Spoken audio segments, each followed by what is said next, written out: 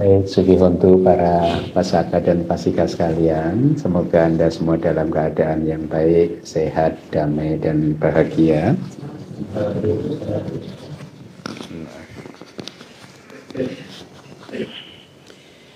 Ya, awalnya sebenarnya saya tidak berencana memberikan wadah pada hari ini, tetapi atas permintaan salah satu PIC, dia meminta, Bante, kita ini udah kalau seminggu nggak mendengarkan owada atau dhamma itu kok kayaknya hidupnya ini apa gitu kata dia ya. Lalu dia juga mengusulkan, saya rasa ceramah di Waisak kemarin boleh diulang dari sisi yang berbeda mungkin. Karena menurut dia merasa mendapatkan satu manfaat ya dari sutta tersebut. Dan oleh karena itulah maka pada hari Kamis malam saya sampaikan ke yang bersangkutan, oke, kalau gitu ada owada hari Sabtu ini. Nah, jadi topik dari owada kita sebenarnya hanya mengulang dari apa yang saya sampaikan di Waisak kemarin, walaupun ini adalah ulangan, tetapi dari pengalaman saya dulu waktu masih belajar di Myanmar, saya sering mendengarkan ceramah dari sayadaw yang berbeda-beda dengan topik yang sama. Itu setiap kali saya mendengarkan yang kedua, yang ketiga, itu pemahaman saya seperti rasanya itu menjadi semakin lengkap ya, menjadi semakin bagus, karena memang inilah manfaat sutta kan ya. Kalau kita mendengarkannya berulang-ulang maka pemahaman kita akan menjadi lebih bagus lagi. Jadi sutta tersebut berasal dari Nidhi Kanda Sutta ya, dari di Kudaka Nikaya. Jadi prolog dari sutta tersebut itu bercerita tentang bagaimana seorang yang sangat kaya raya, tuan tanah, yang mengundang sangga yang dipimpin oleh Buddha untuk menerima dana makan dari dia ya. Waktu itu Buddha tinggal di Wihara Cetawana yang didanakan oleh Anathapindika di kota Sawati ya. Nah, ketika dana sedang berlangsung ya, si orang kaya raya itu mempersembahkan makanan dan sajian yang sangat lengkap. Utusan raja datang ya, karena diutus oleh Raja Pasenadi merasa ada masalah finansial yang harus didiskusikan, lalu mengutus utusan tersebut. Dan ketika utusan itu menemui Kutumbika, si orang yang kaya raya tadi menjawab, nanti dulu ya, saya sedang dalam proses investasi, sedang dalam proses menabung, sedang dalam proses menyimpan kekayaan saya gitu ya. Jadi dengan kata lain sebenarnya si orang yang kaya raya tersebut juga sudah paham bahwa ketika dia melakukan dana kepada sangga itu dia sedang menginvestasikan kekayaannya sebenarnya ya. Nah, jadi Anda yang belum paham sekarang Anda paham ya, ketika Anda berdana sebenarnya Anda sedang menginvestasikan kekayaan Anda ya. Nah, diceritakan Buddha mendengar itu jawaban dari si Kutumbika bahwa nanti dia kalau proses investasinya selesai saya akan temui raja di kerajaan gitu. Buddha mendengar itu lalu berpikir bahwa ini adalah saat yang tepat untuk memberikan dhamma ya. Saya akan ajarkan dhamma kepada dia tentang dana yang memberikan manfaat yang tertinggi ya, dana yang memberikan manfaat yang tertinggi sebagai bentuk apresiasi atas dana yang dia berikan begitu. Jadi dengan kata lain sebenarnya ada dana yang tidak memberikan manfaat yang tertinggi ya. Bukan dana, kekayaan yang memberikan manfaat yang tertinggi. Berarti ada kekayaan yang memberikan manfaat yang tidak tinggi sebenarnya gitu. Makanya kemudian Buddha menyampaikan stansa yang sangat bagus sih sebenarnya sutta tersebut. Hanya saja di Waisak kemarin saya karena keterbatasan waktu hanya mengupas 8 stansa, 8 bait ya. bait yang pertama kan berbunyi niding nideti puri so gambire udah kantike adekece samupane adayame bawisati. Ya, jadi seorang laki-laki yang bijaksana memendam kekayaannya di tempat yang dalam di dekat air dengan niat ketika satu kebutuhan muncul maka harta kekayaannya itu bisa bermanfaat untuk dia, ya. Nah, di bagian yang pertama ini kitab komentar menjelaskan ada 4 jenis kekayaan sebenarnya. Tetapi yang relevan untuk stansa pertama ini saya sampaikan 3. Yang pertama, yang kekayaan yang pertama adalah dawara. Dawara itu adalah kekayaan yang tidak bergerak seperti tanah, sawah Anda, ya, properti-properti Anda, apartemen, rumah dan lain sebagainya, itu kekayaan. Kemudian yang kedua, janggama. Janggama itu adalah kekayaan yang bergerak, ya, seperti kuda, gajah, ya, apapun itu yang bergerak, yang bisa berpindah-pindah dari satu tempat ke tempat yang lain. Mungkin mobil jadi termasuk di sini, ya, kekayaan yang bergerak begitu. Kalau kekayaan yang tidak bergerak yang pertama tadi termasuk emas dan perak. Ya, jadi yang dipendam sebenarnya emas dan perak oleh orang tersebut gitu. Kemudian kekayaan yang ketiga adalah angga sama. Angga sama itu adalah kekayaan yang mirip dengan anggota tubuh kita, ya, dan dikatakan seperti anggota tubuh kita itu bergerak kemanapun kita bergerak, ya. Kalau kita ke utara, anggota tubuh kita ikut ke utara, ke selatan juga demikian, ke timur juga demikian, ke barat pun juga demikian. Nah, kekayaan jenis yang ketiga ini merujuk kepada kekayaan yang disebut pengetahuan. Jadi pengetahuan kita itu disebut sebagai kekayaan loh, ya. Kemudian keterampilan kita, ya, itu pun juga disebut sebagai kekayaan. Nah, di stansa yang pertama itu Buddha mengatakan bahwa yang dipendam oleh si laki-laki tadi adalah emas dan perak, ya, dipendam di dalam tanah. Niatnya apa? Niatnya adalah kalau ada satu kebutuhan muncul. Kebutuhan itu apa? Ya, kalau di ini disampaikan kalau bisnis sedang bagus, maka emas dan perak itu bisa dijadikan sebagai tambahan modal, saya demi melipat gandakan atau meningkatkan, menumbuhkan kekayaannya, gitu, ya. Atau hanya semata-mata disimpan untuk mendapatkan bunga kalau orang zaman modern, ya. Jadi dari sini Anda bisa belajar bahwa kalau Anda mempunyai kekayaan yang berlebih, Anda harus pandai-pandai untuk mengelolanya supaya kekayaan tersebut meningkat. Itu tujuan yang pertama, ya. Jadi tidak hanya didiamkan tapi tidak mengalami pertumbuhan, tetapi harus dikelola dengan baik supaya bisa mengalami pertumbuhan. Kemudian niat yang kedua, kalau itu tadi kan niat yang pertama, niat yang kedua disebutkan oleh Buddha ada di stansa yang kedua. Raja toha durutasa corato pilitasa wa inasa wa pamokaya dubike abadasu wa eta dataya lokasming nidi nama nidiyati. Jadi seseorang memendam emas dan perak atau harta kekayaannya tadi punya tujuan yang kedua, yaitu untuk membebaskan dia ketika ada orang yang berkata-kata buruk tentang dia dan dilaporkan ke raja, ya, atau mungkin dengan kata lain untuk membebaskan dia ketika dia difitnah oleh seseorang dan dilaporkan ke raja sehingga akhirnya ditangkap oleh raja. Nah, untuk menebus supaya nggak ditahan, dipenjara, akhirnya emas dan perak yang dia simpan itu bisa dia gunakan.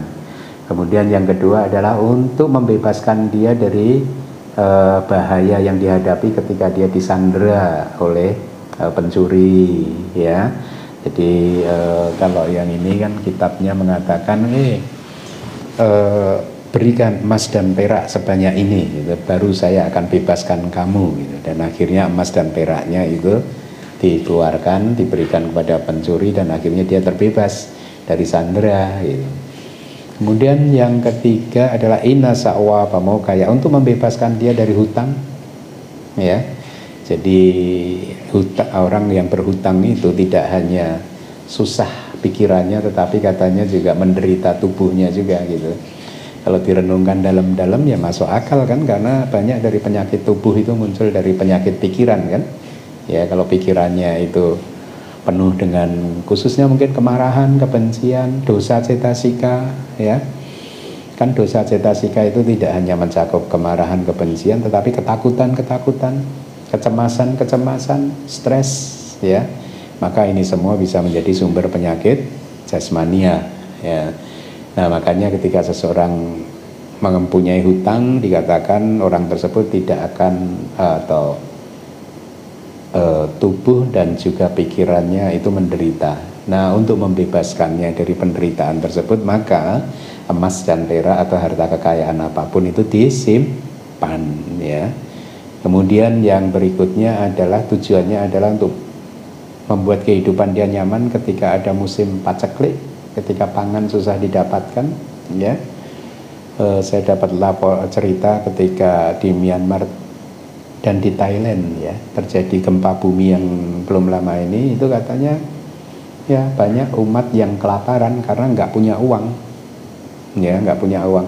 Maksudnya begini, mereka baru dapat uang kalau bekerja, tapi ketika ada gempa itu kan nggak ada, pekerjaan tutup kan, jadi dia nggak punya uang karena nggak punya tabungan ya, akhirnya nggak bisa makan gitu ya. Nah jadi ketika musim yang seperti itu, masa-masa seperti itu, maka emas dan perak bisa bermanfaat. Kemudian yang kelima, ketika berada dalam situasi yang sulit, dalam kesusahan ya, mungkin karena ada banjir, karena ada kebakaran, maka emas dan perak yang disimpan bisa bermanfaat. Eta data ya lokas nidi nama nidiati, untuk tujuan-tujuan tersebutlah nidi nama, yang namanya kekayaan disimpan dengan baik itu ya. Nah jadi seseorang, atau mungkin Anda juga begitu kan, Anda menabung kekayaan Anda kan juga tujuannya juga nggak jauh-jauh dari dua yang disebutkan Buddha tadi ya. Ya. Nah tetapi stansa yang berikutnya lalu berbunyi tawa sunihito santo gambireo dakantike nak sabo sabada ewak tasadang upakapati. Walaupun kekayaan Anda sudah disimpan dengan hati-hati, dengan baik seperti itu, di tempat yang dalam, di dekat air, nak sabu sabada ewa, pasti tidak semuanya selalu bisa memenuhi tujuan Anda ya. Bisa saja ada tujuan-tujuan Anda, niat yang ketika Anda menyimpan harta kekayaan Anda itu bisa terpenuhi, tetapi ada juga yang tidak terpenuhi kan, bisa saja ya. Nah, kemudian sutanya itu mengatakan kenapa bisa tidak terpenuhi, apa saja sebabnya sehingga seseorang yang menyimpan harta kekayaan itu tidak tercapai tujuannya gitu. Buddha menyampaikan ada banyak sebab.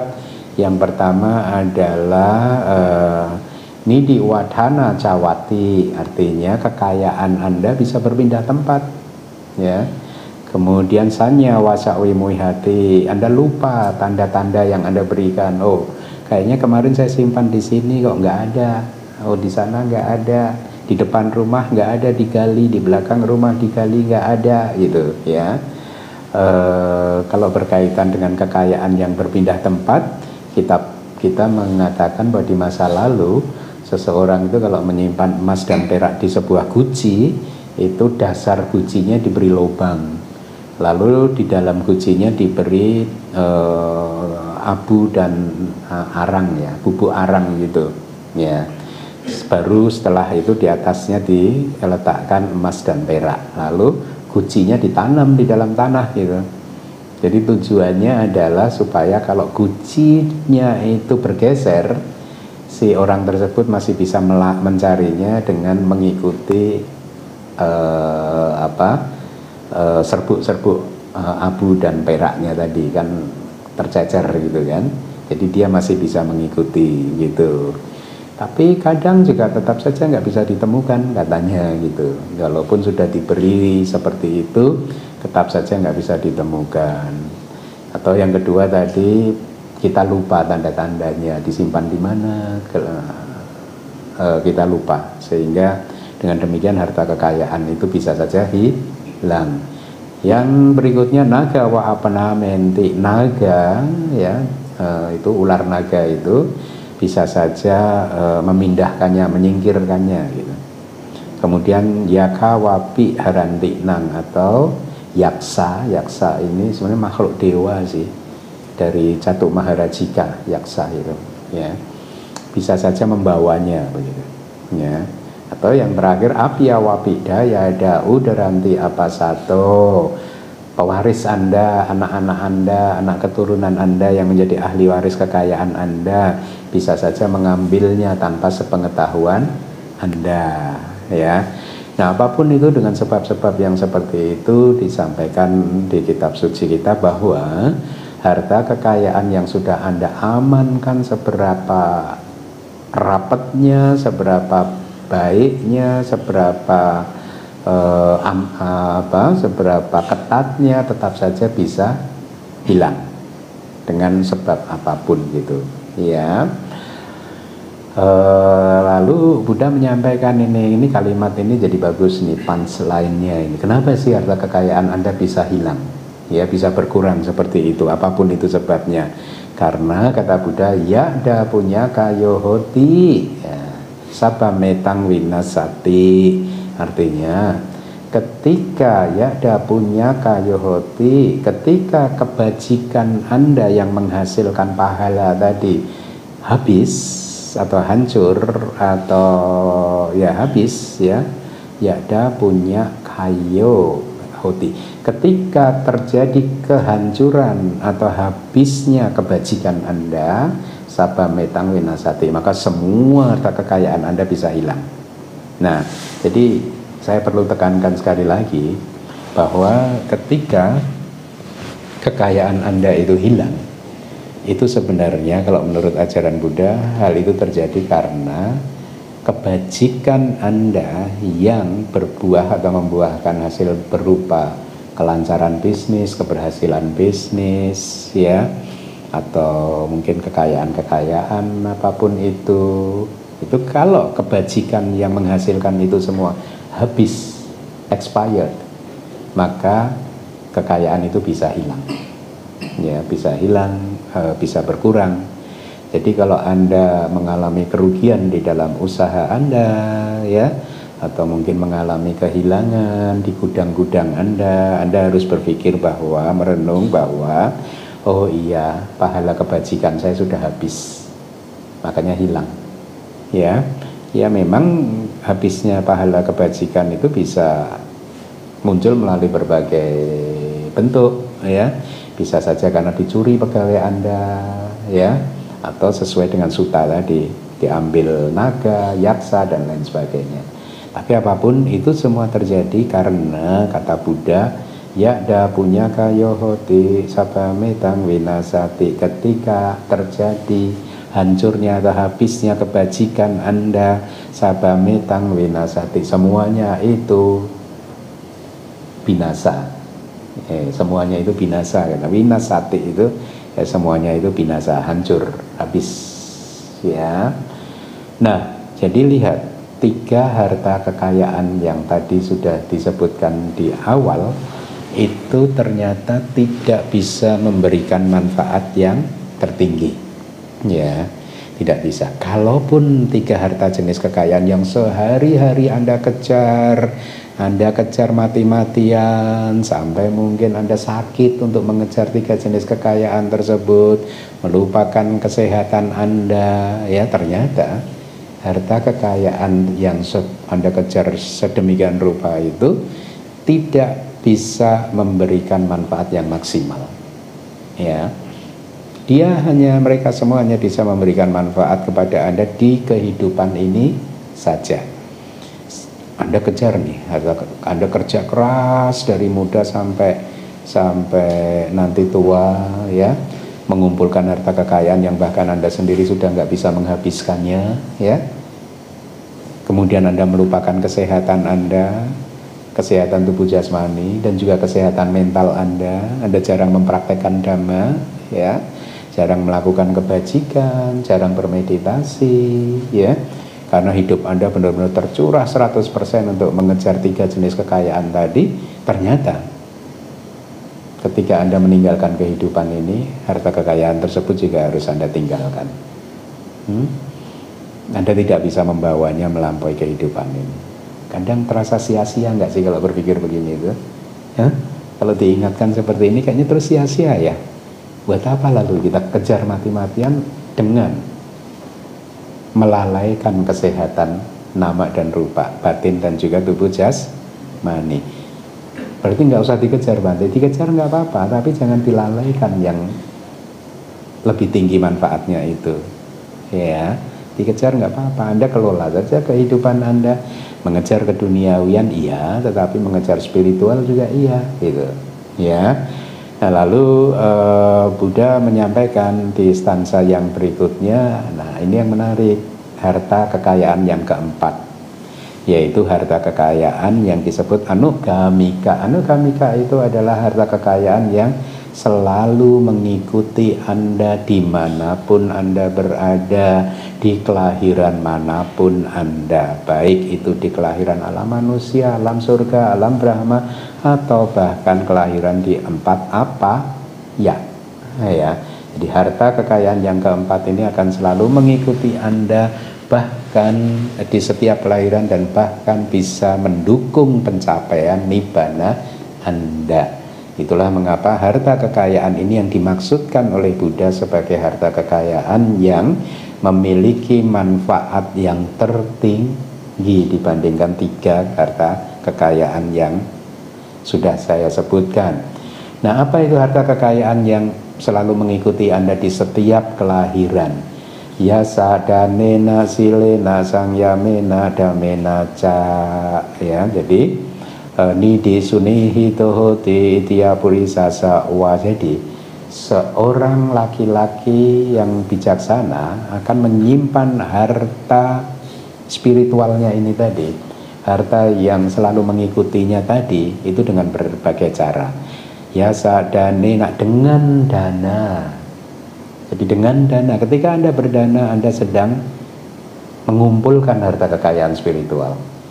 Yasa danena silena, dengan sila Anda mengumpulkan harta kekayaan spiritual. Sang yamena itu sebenarnya adalah pengendalian diri, tetapi di kitab disebut sebagai meditasi samatha, ya. Kemudian damena itu dengan penjinakan diri, menjinakkan diri Anda. Ini adalah pengembangan kebijaksanaan melalui vipassana, gitu ya. Jadi dengan dana, dengan sila, dengan samatha, dan dengan vipassana, Anda menyimpan harta kekayaan Anda yang keempat, ya. Nah, jadi sekarang ada 4 jenis harta kekayaan. 3 yang pertama tidak memberikan manfaat yang tertinggi, sedangkan yang keempat itu memberikan manfaat yang tertinggi. Kenapa? Karena akan selalu mengikuti Anda di setiap kelahiran atau kehidupan Anda, dan juga bisa menjadi pendukung bagi Anda untuk mencapai nibbana.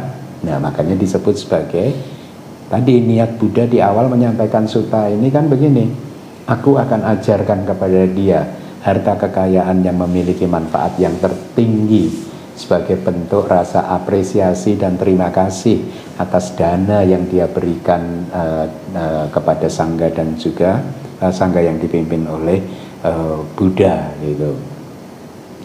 Lalu kemudian Anda sekarang sudah tahu bahwa harta spiritual atau yang mengikuti Anda di setiap kelahiran Anda adalah apa tadi?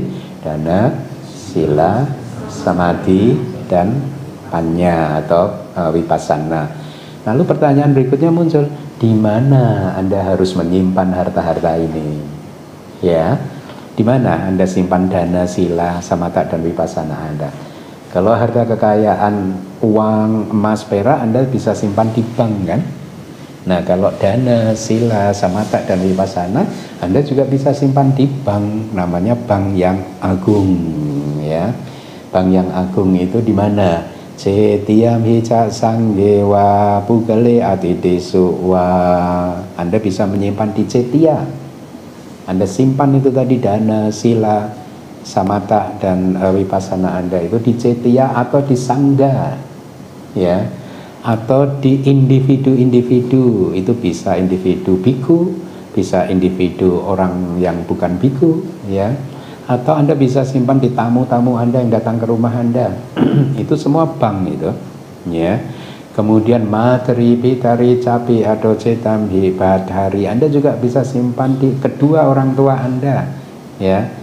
Atau Anda juga bisa simpan di kakak-kakak tertua Anda, baik kakak laki-laki atau kakak perempuan, itu kata Buddha. Nah, bagaimana cara menyimpannya? Kalau dalam hal dana, ya ketika Anda berdana ke cetia ini kan cetia ini. Ya, saya sudah sampaikan ada 3 jenis cetia kan kalau di Buddha di ini, walaupun di elaborasi di belakangan bisa menjadi 5 cetia. Jadi mungkin saya ulang lagi, 3 cetia itu adalah pariboga cetia. Pariboga cetia itu adalah bodhi luka, pohon bodhi, ya. Pohon bodhi. Jadi Anda bisa itu kalau Anda berdana di depan pohon bodhi, biasanya mungkin pelita bunga, ya, di pohon bodhi Anda sedang menyimpan itu harta kekayaan yang disebut dana di bank yang disebut pohon bodhi atau di cetia ini, ya. Atau sila, bagaimana menyimpan sila di pohon bodhi? Ya, ketika Anda menyapu, membersihkan daun-daun yang rontok di pohon bodhi, di pelataran, ya, pohon bodhi, maka Anda menanam harta kekayaan yang disebut sila di pohon bodhi, ya, atau di cetia ini, ya. Lalu samata, bagaimana Anda menyimpan samata di bank yang disebut pohon bodhi? Ya, ini terjadi ketika Anda bermeditasi di pohon bodhi, bawah pohon bodhi, ya.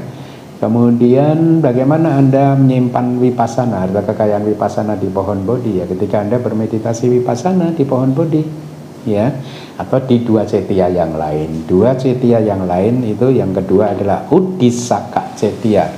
Uddisaka cetia itu kayak cetia yang ada Buddha rupangnya ini, ada Buddha Patimanya ini, ya.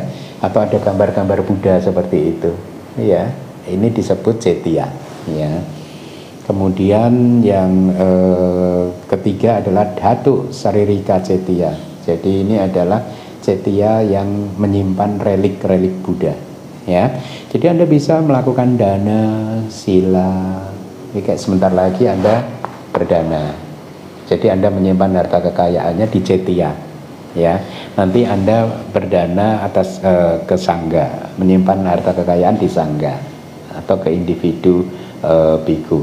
Kalau Anda tadi membersihkan altar, Anda sedang mempraktekkan sila di cetia. Atau merapikan meja, itu juga bagian dari sila, ya. Atau kalau Anda tadi misalkan berdana air minum ini, Ko Ayung tadi dia sekaligus tidak hanya berdana, lalu ketika Ko Ayung bersikap dengan sangat baik kepada saya, dia juga mempraktekkan sila, menabung sila di bank yang disebut individu biku, ya. Nah, sama kalau Anda misalkan meditasi di depan Buddha rupang, ya Anda menabung itu meditasi Anda di bank yang disebut Uddisa cetia, ya. Nah, jadi Anda lihat sekarang bahwa harta kekayaan yang keempat itu bisa disimpan di berapa? Ada berapa bank itu? Cetia, sangga, individu, tamu, ibu, ayah, sebentar, cetia, sangga, individu, tamu, orang tua. Orang tua dihitung 2 kayaknya, ibu dan ayah. Kakak tertua dihitung 1. Bisa kakak laki-laki, bisa kakak perempuan gitu. Jadi ada 7 bank. Ada 7 bank agung yang Anda bisa pakai untuk menyimpan harta kekayaan spiritual Anda. Dan harta kekayaan spiritual ini atau anugamika yang selalu mengikuti Anda di setiap kehidupan Anda, setiap kelahiran Anda, akan terus bersama dengan Anda di setiap kelahiran Anda. Kalau harta 3 jenis harta yang pertama bisa terbakar, bisa tersapu banjir, bisa dicuri orang, bisa disita raja, bisa diambil pewaris yang Anda tidak sukai, ya. Harta kekayaan yang keempat ini nggak bisa, ya. Dana Anda nggak bisa terbakar kan, sila Anda juga nggak bisa dibakar kan, nggak bisa disita raja juga kan, dan lain sebagainya. Jadi itulah mengapa Buddha mengatakan harta yang keempat ini atau kekayaan yang keempat ini adalah harta kekayaan yang memiliki manfaat yang tertinggi, ya. Nah, lalu di stansa yang ke-8 Buddha menyampaikan Eso nidi sunihito, inilah harta kekayaan yang telah tersimpan dengan baik. Ajeo anugamiko, tidak terkalahkan. Tidak terkalahkan itu ya tadi tidak bisa dibakar, tidak bisa terseret banjir, diambil pencuri dan lain sebagainya.